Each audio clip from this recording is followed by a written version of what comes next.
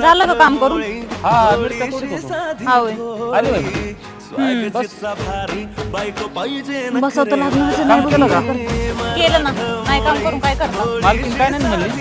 काय नाही म्हणली मालकीण, कशाला काय म्हणते मला? हा तर चांगली मालकीन. तिथं तर काय करायचं, माझी बहीण लागली. दे. मला आणलं गोड बोलून इथं कामाला. गोड बोलून नाही आणलं मी तुला. मग अरे मला करमत नव्हतं. किती दिवस एकटाच राहिलो मी. हा.